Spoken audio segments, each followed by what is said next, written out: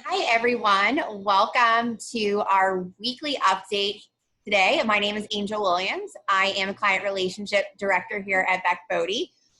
We have a special guest today.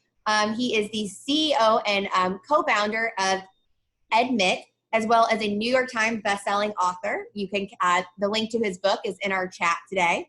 I want to thank you all for doing our welcome poll as you entered today. And if you have any questions for us, make sure you type them into the Q&A if you have any questions going forward. I'm going to go ahead and turn it over to Misty Lynch, who's going to be handling our interview today. Thank you, Angel.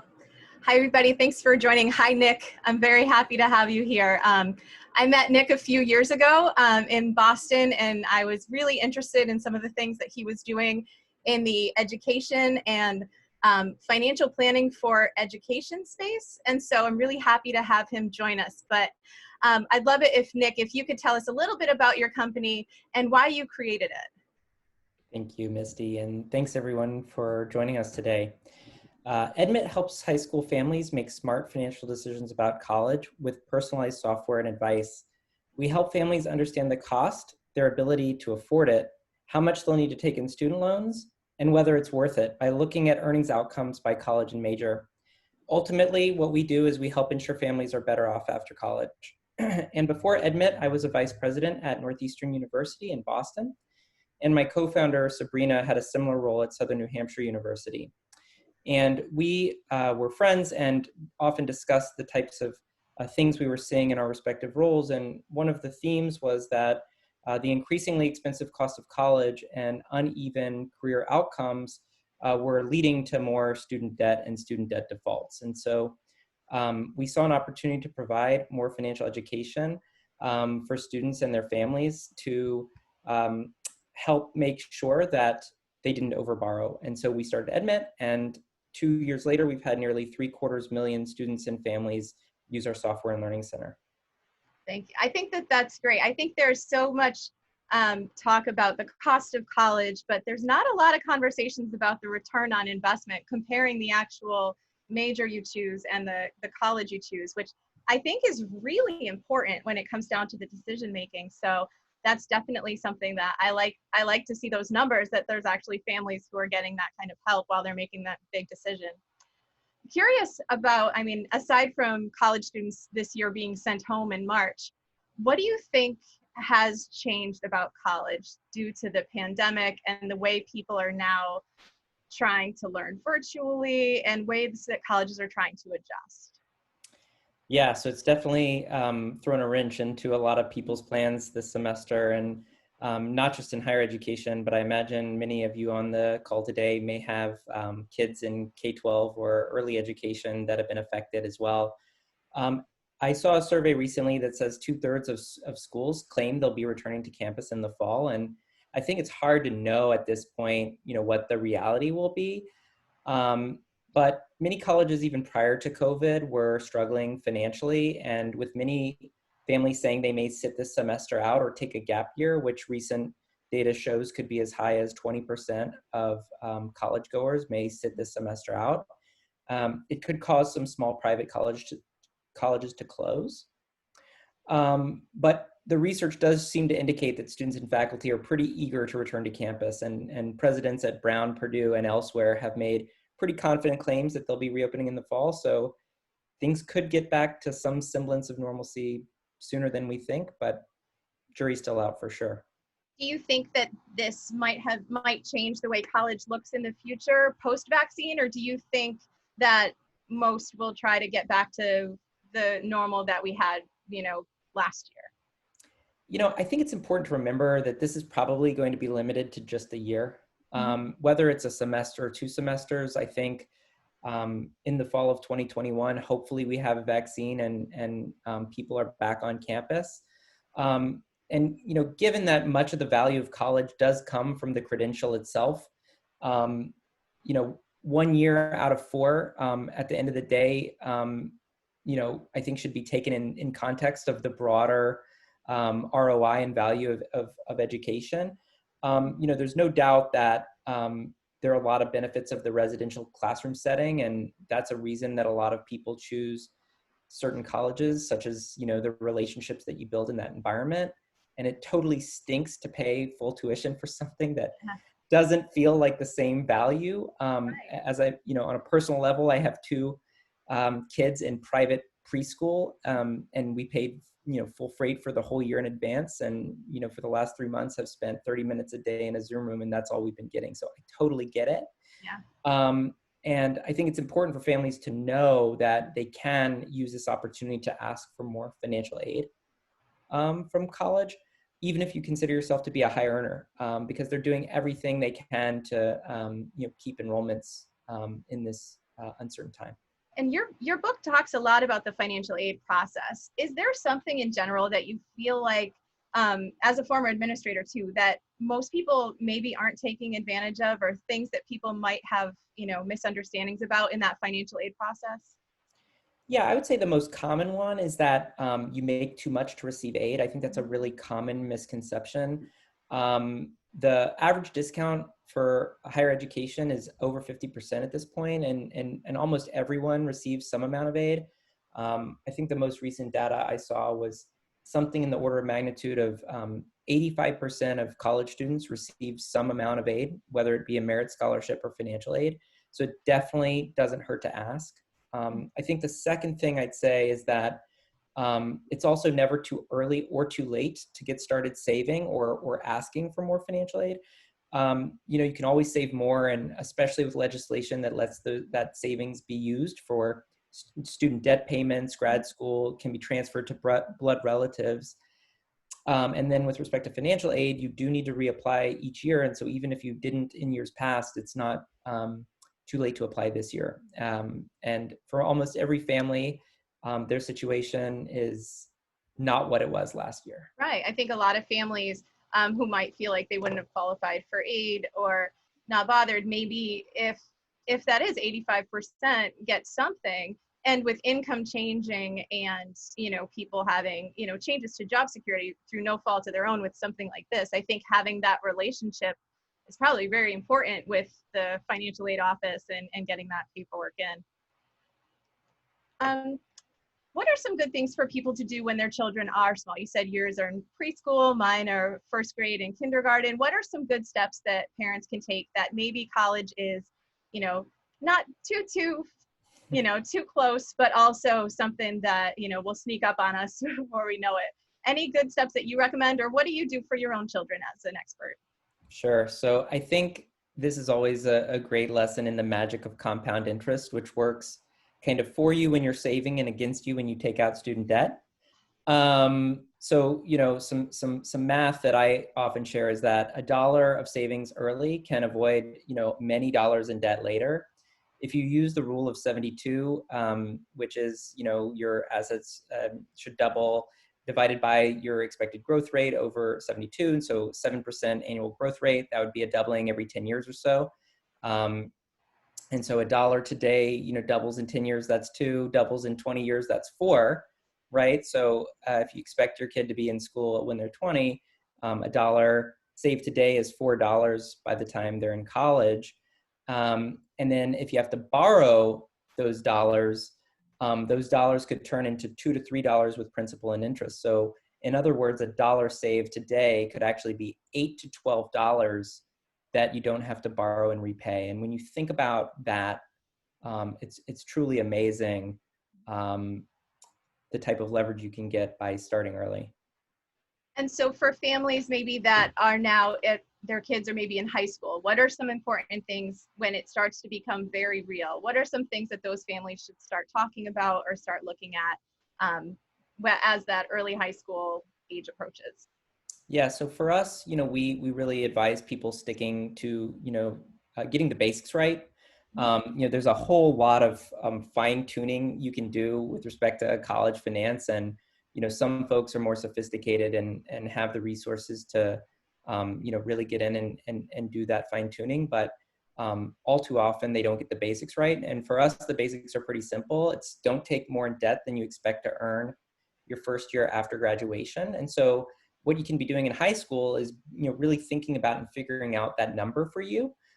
So you've got to first figure out what your expecting borrowing amount might be, and also, what your earnings might be. And obviously those are two things that you may not have all of the information for when you're a student as a junior or senior in high school. And so sites like Edmit, shameless promo, can help you kind of figure out what college is going to cost you. And one of the things we do is we provide what we call our Edstimate. It's kind of modeled after Zillow's estimate.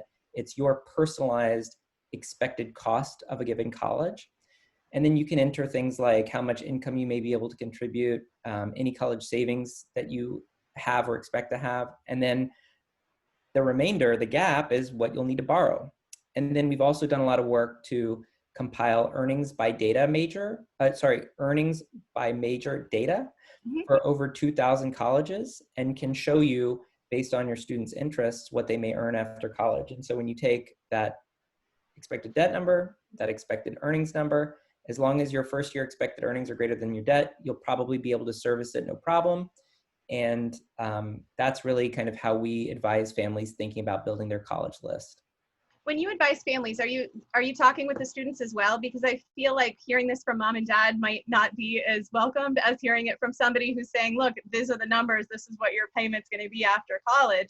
And that might be, a little bit eye-opening for somebody who, may think that they get out of college, make six figures, and maybe with their major, it looks more like 40,000 with $1,000 a month student loan payment. Might be eye-opening, maybe some sort of realization that would be useful for somebody, even, somebody in their teens to really weigh when they make their decisions.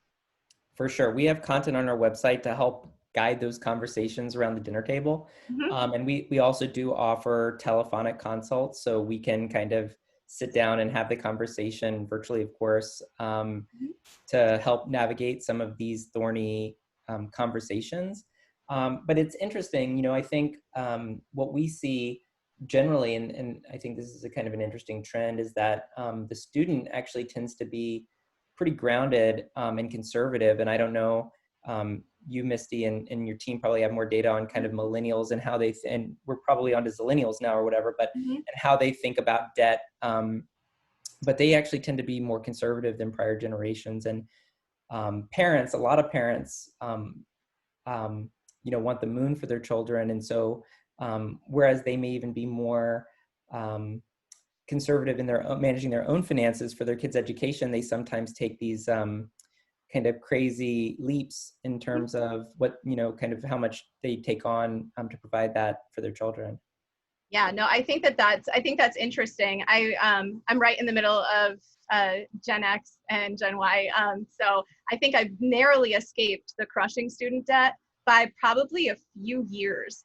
And so I went to UConn, that the cost of tuition for a political science major, still it's up over 125% from when I graduated, with very little change as far as starting salaries. So I do think that my perception of school being completely valuable and worth it would be a little bit different than when I look at the cost maybe 10 years down the road with my own children. So I do think it's changing, and I wouldn't be surprised if younger generations are more conscious in general than they have been in the past about things, especially if their parents might be still paying off some of their own debt, or very concerned about how they're going to afford things. What are some of the biggest return on investment areas that you think people should consider when it comes to making their list for schools?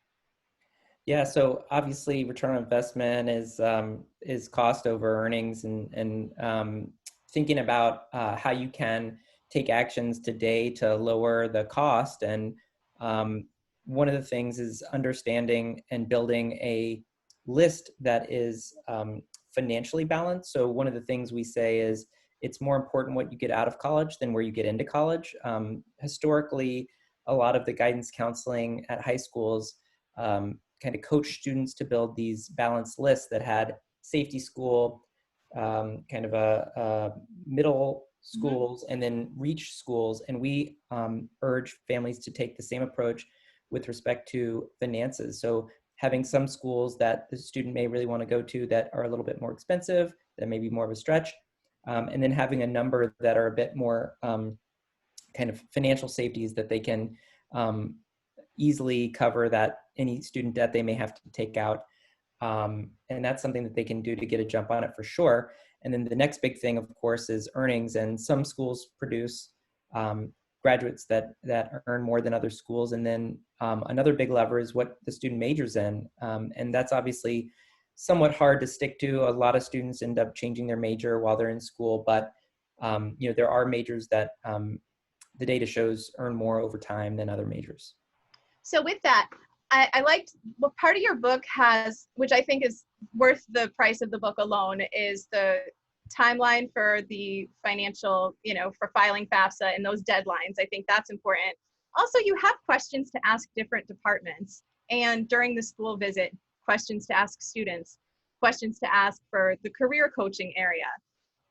Do you think that we are making sure that we're getting the most out of everything that's offered? Or do you think that some people just might not know what to ask? Oh boy. I mean, it never ceases to amaze me how much people don't know what they don't know.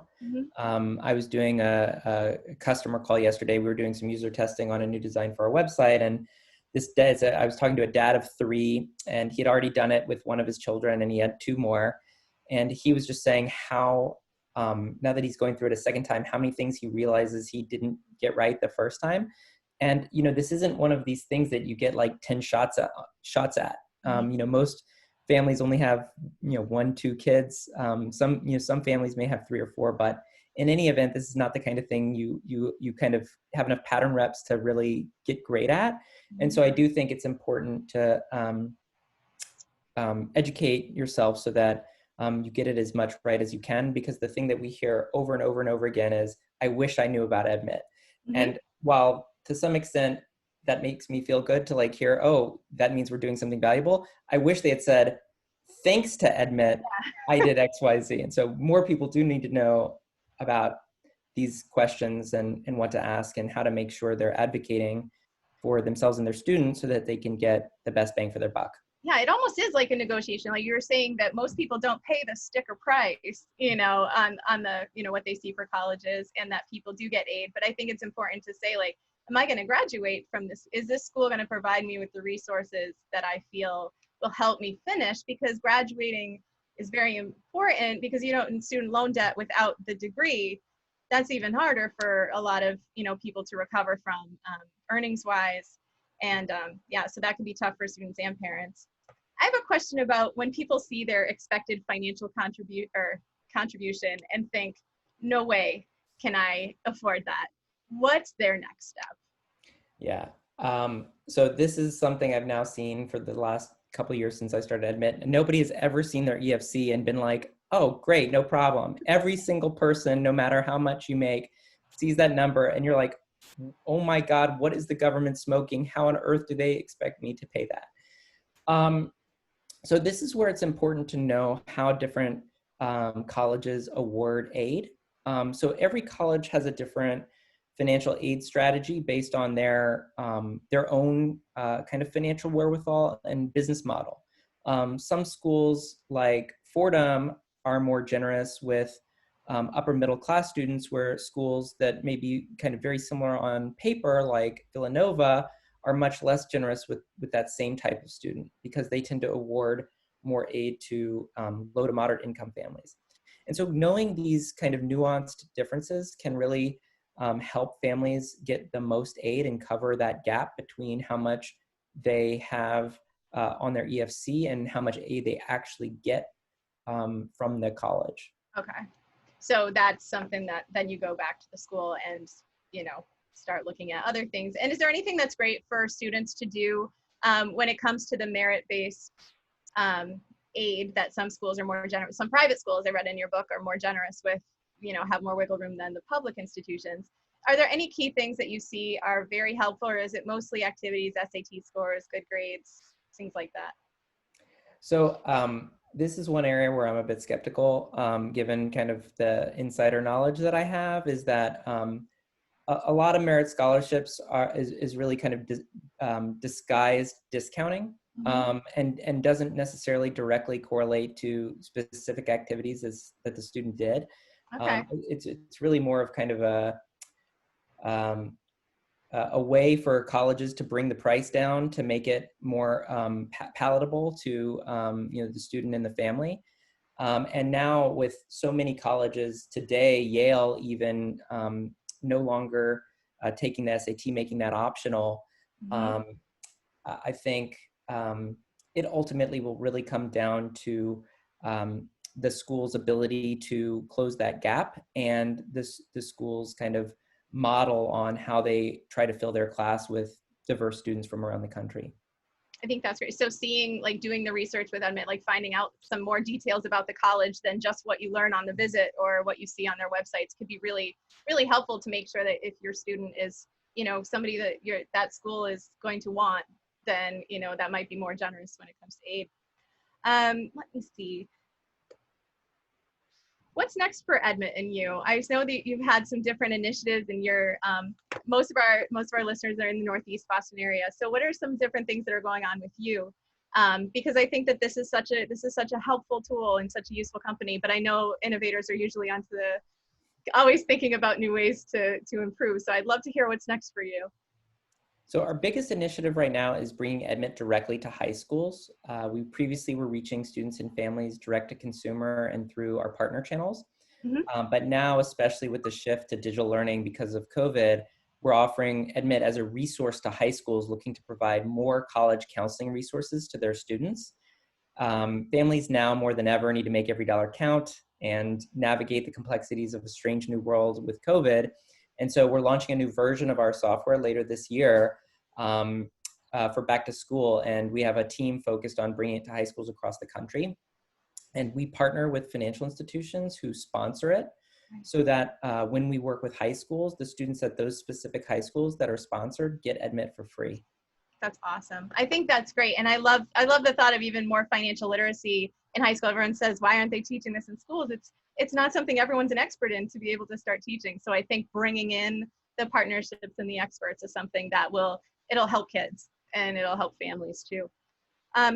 Any last thoughts about whether or not college is still worth it, is still the way to go for people? I know that there's some people that, some companies are changing, being, requiring a college degree and trying to be more inclusive and less, a little bit broader as far as those restrictions you said about Yale and the SATs. Do you still think that college is the way to go? Yeah, 100%. I'm a college fanboy. I'm definitely long higher education. I think it's one of the things that makes America great. People come from all over the world to our colleges because we have some of the best higher education in the world. The data shows that over a career lifetime, students that have a college degree earn about $1 million more than their non-degree holding peers. I think, college is changing, and this is certainly accelerating some of that change. And it's really important now more than ever to, be smart about college, because folks that get it right can get it very right, and it can really be a launching pad for the rest of their lives. But all too often we see folks who get it wrong, and, they're saddled with student debt and have a hard time digging out. And so, our book, Better Off After College, that's, what we wake up every day to do, is help families be in the former category, where they're starting their careers off from a position of strength, where they have their credential, they don't have too much debt, and their whole lives are ahead of them. And so that's what we do at Edmit. Thank you so much, Nick. Again, like he mentioned in the chat, a copy of his book, it took me a couple hours to read, but there is so much information in here. It's so valuable. And yes, please take a visit to edmit.me is the website, correct? Yep. And Nick's going to be doing some more exciting things for us in our community. And if you have questions about how college planning fits into your financial future or paying off those student loans, obviously us at Beck Bodie are happy to help you with that financial planning end as well. I want to thank everybody for joining. And I would love to have Nick come back sometimes if we get some more follow-up questions or anything that's more specific to a different audience here. But this was really wonderful. Thank you so much, Nick. Thank you. Thanks, everyone. Have a great weekend. Have a great weekend. Thank you.